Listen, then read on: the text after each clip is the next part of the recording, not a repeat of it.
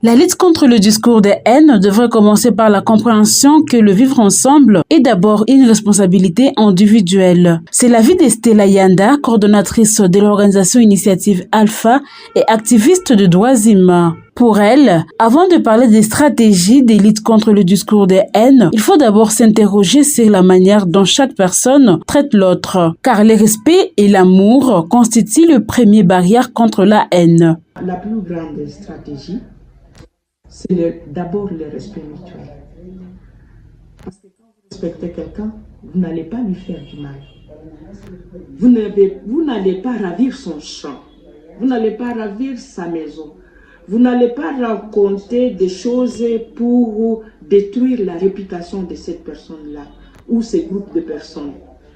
Et si tous nous mettons en tête que je suis là parce que les autres sont là,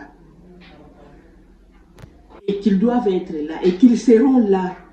Selon Stella Yanda, beaucoup d'organisations misent surtout sur la multiplication des ateliers et des séminaires pour promouvoir le vivre ensemble, mais elles ne partagent pas entièrement cette approche. À ses yeux, les campagnes de sensibilisation sur les avantages de la cohésion pacifique et de vivre ensemble devraient être au cœur de cette lutte.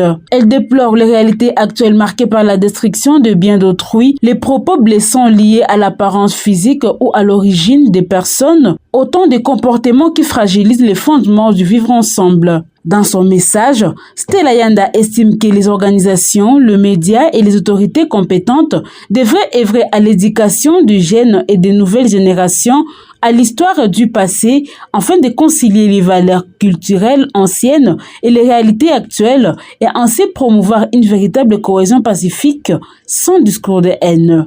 Réfléchir sur des occasions où les gens parlent à la jeunesse ou à des personnes qui n'ont pas occupé, par exemple, qui n'étaient pas sur la ville de Bukavu dans les années antérieures.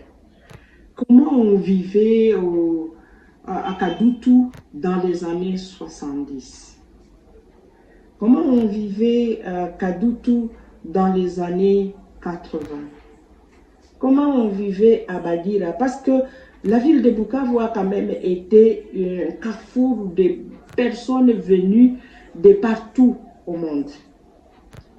Il y avait sur cette ville des Européens, des Américains, des Asiatiques, d'autres Africains, et qui sont partis avec une image d'un monde où toute personne voudrait évoluer.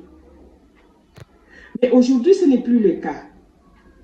Est-ce qu'il y a moyen qu'on développe ce genre-là d'occasion à travers, je ne sais pas moi, des tables rondes où on invite les gens d'un certain âge qui sans vraiment de manière désintéressée.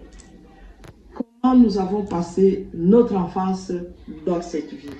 Elle regrette également de constater que, malgré la modernisation, les relations entre voisins au sein des familles se détériorent au lieu de se renforcer par le dialogue et la compréhension. Considérant les jeunes comme l'avenir des damans, Stella Yanda recommande que la culture de vivre ensemble, héritée du passé, serve de repères et de modèles pour élaborer des stratégies efficaces de lutte contre le discours de haine et pour promouvoir la cohabitation pacifique. Certains outils, au lieu de nous faciliter la vie, commence à bloquer. Et comme les femmes sont les éducatrices, il y a une génération de femmes qui a besoin de ces informations, comment les gens ont vécu. Comme les jeunes sont le moteur de développement, il y a certains jeunes qui ne sont pas d'accord avec ça aujourd'hui, qui disent, vous dites que nous sommes l'avenir et nous ne voyons pas l'avenir. Mais l'avenir, il est là quand les gens se mettent ensemble et quand ils réfléchissent surtout dans le cadre de respect des droits. Parce que des fois, je vois les jeunes, du fait, il y a ceux qui ont raison quand ils disent qu'il n'y a pas de repères. Les repères là, ce n'est pas seulement le fait défaire ce que les autres ont fait. Mais c'est de savoir comment les autres ont vécu, comment ils se sont comportés à un certain moment et qui a fait que les gens se sentent à l'aise les uns à côté des autres. Par ailleurs, il annonce le lancement d'un média destiné à renforcer les actions de sensibilisation à travers différents canaux de diffusion afin de soutenir cette lutte.